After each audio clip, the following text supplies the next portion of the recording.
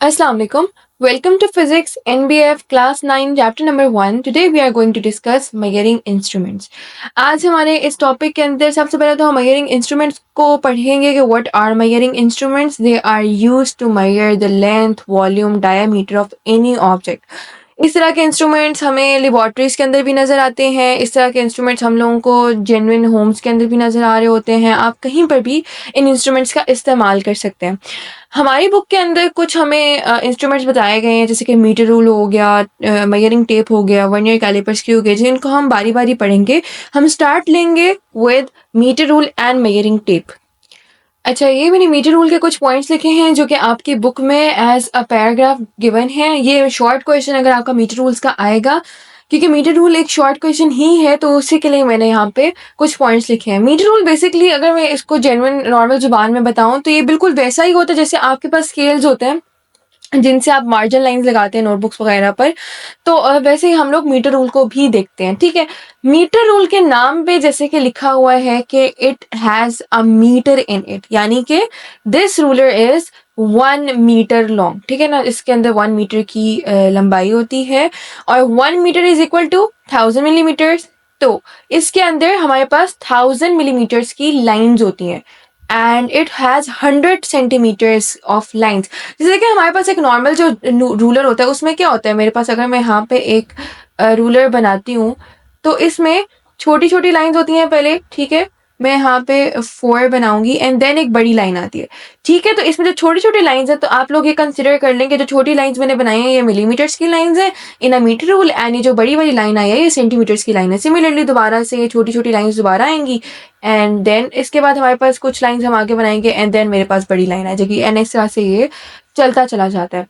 Normal rulers are shorter version of these rulers. As I told you earlier कि जैसे हम लोग scales use करते होते हैं नॉर्मल रूटीन के अंदर, तो वो जो स्केल्स होते हैं वो भी बिल्कुल मीटर रूल के ही फंक्शन पे एप्लीकेबल हैं, लेकिन बस वो थोड़े से छोटे होते हैं। इनकी जो एक्यूरेसी होती है, उनकी जो लेंथ होती है वो कम होती है।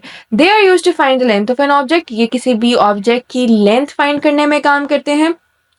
लास्ट पॉइंट इंपॉर्टेंट है, इसकी एक्यूरेसी 1 मिलीमीटर्स की है, यानी कि अगर आप किसी भी ऑब्जेक्ट की लेंथ फिगर आउट करना चाह रहे हैं, उसकी लेंथ फाइंड आउट करना चाह रहे हैं, तो आप मीटर रूल से सिर्फ 1 मिलीमीटर तक के ऑब्जेक्ट को भी मेजर कर सकते हैं।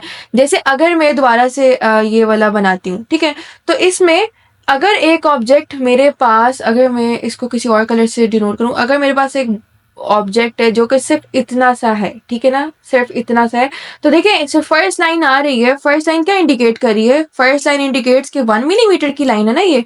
तो अगर ये 1 मिलीमीटर की लाइन है तो इसका मतलब ये है कि एक 1 मिलीमीटर वाला ऑब्जेक्ट भी इसके थ्रू कवर किया जा सकता है।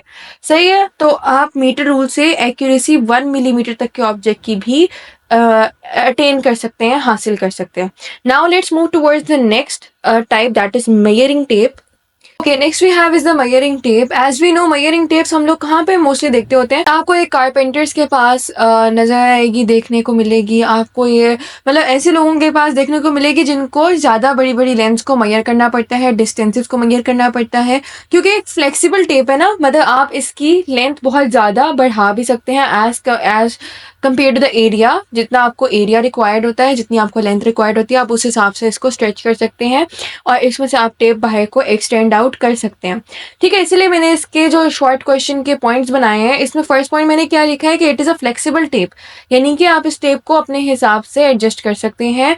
इसकी लिमिट डिपेंड करती है, वेरी करती है फ्रॉम टेप टू टेप, लेकिन आपके पास जनरली आप इस टेप की लेंथ को एक्सटेंड कर सकते हैं टिल इट्स फाइनेस्ट लिमिट। ठीक है, it is use to measure the lengths and distances as we talked about it earlier कि इसको हम लोग लेंथ्स एंड डिस्टेंस को मेजर करने के लिए भी यूज़ कर सकते हैं। या आपको इसी वजह से थोड़ा ज़्यादा प्रोफेशनल लोगों के पास ज़्यादा देखने को मिलती है, क्योंकि उन लोगों को लेंथ से डील करना ज़्यादा होता है।